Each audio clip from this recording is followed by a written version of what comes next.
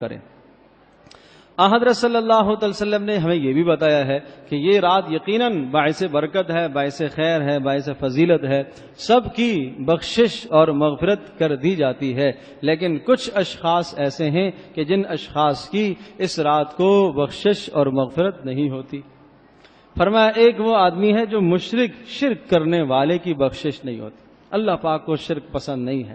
ان اللہ لا یغفر ان یشرک بہ ویغفر ما دون ذلک، اللہ پاک شرک تو نہیں بخشے گا، شرک کے سوا جو بھی گناہ ہے اس گناہ سے بخشش کی توقع کی جا سکتی ہے، لیکن شرک جب تک مشرک توبہ نہیں کرے گا اور اپنے ایمان میں اخلاص پیدا نہیں کرے گا، نہ تو اس کی عبادت قبول ہے، نہ اس کا روزہ قبول ہے، نہ اس کا حج، اس کا کوئی عمل قبول نہیں ہے۔ شرک والا عمل اللہ کو قبول نہیں ہے، اس لیے فرمایا مشرک کی توبہ قبول نہیں ہوتی، مشرک کی بخشش نہیں ہوتی جب تک شرک سے توبہ نہ کرے۔ ہاں شرک سے توبہ کر چکا ہے تو پھر اللہ پاک کے یہاں ممکن ہے، یقیناً مشکل نہیں ہے، اللہ پاک بخش دے گا۔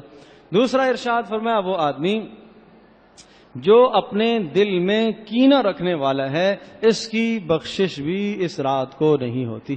مسلمانوں کے خلاف کینہ رکھنے والا، بغض اور حسد رکھنے والا، دل میں حسد اور نفرت اور بغض کی آگ لگی ہوئی ہے، بس اس کا نہیں چلتا، جی تو چاہتا ہے اسے مار دے، جی تو چاہتا ہے کہ اسے نقصان پہنچائے۔ جب اس اپنے عزیز اور رشتہ دار کو کوئی نقصان پہنچتا ہے دل میں خوش ہو تو یہ بغض کی علامت ہے۔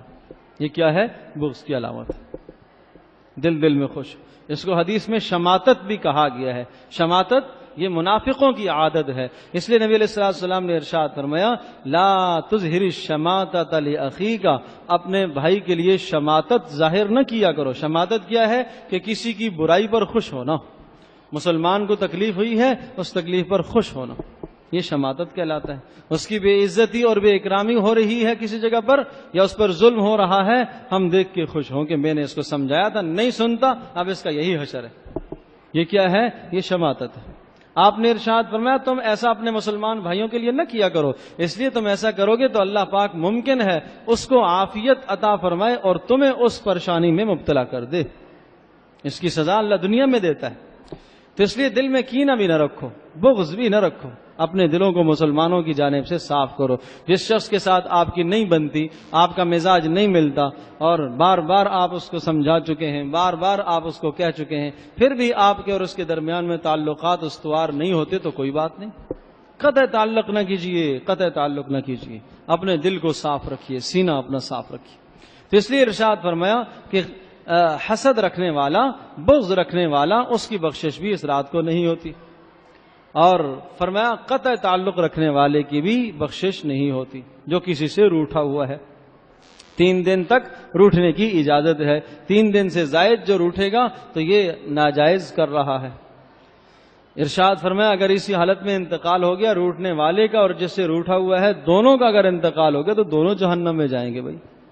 اس لیے بچو، روٹھنے سے، ناراض ہونے سے بچو۔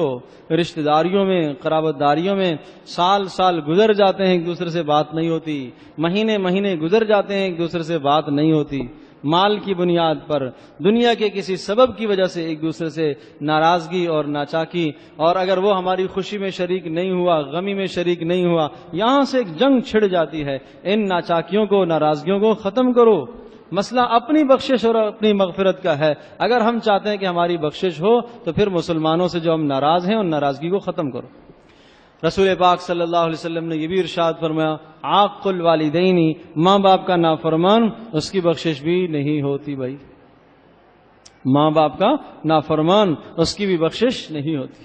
تو اس لیے جن لوگوں کے ماں باپ حیات ہیں، سعادت مند ہیں وہ، اور ارشاد فرمایا کہ تمہارے ماں باپ تمہارے لیے جنت کے دروازہ ہیں یا جہنم کے دروازہ ہیں، چاہو تو خدمت کر کے جنت حاصل کرو اور چاہو تو ستا کر پھر جہنم اپنے لیے مقدر کرو، جس کی مرضی۔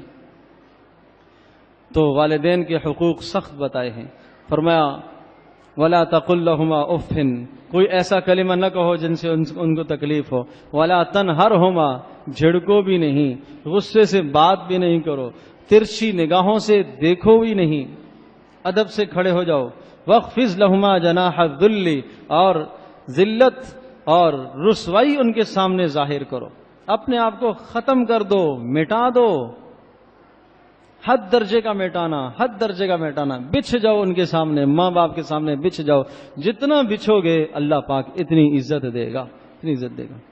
اور ماں باپ کی نافرمانی کی سزا سب سے پہلی دنیا میں سزا یہ ملتی ہے کہ اللہ پاک فقر میں مبتلا کر دیتا ہے، دوسری سزا کہ اس کی اولادیں اپنی نافرمان ہوں گی۔ یہ دو سزائیں تو دنیا میں ملتی ہی ملتی ہیں، باقی آخرت میں تو ملیں گی۔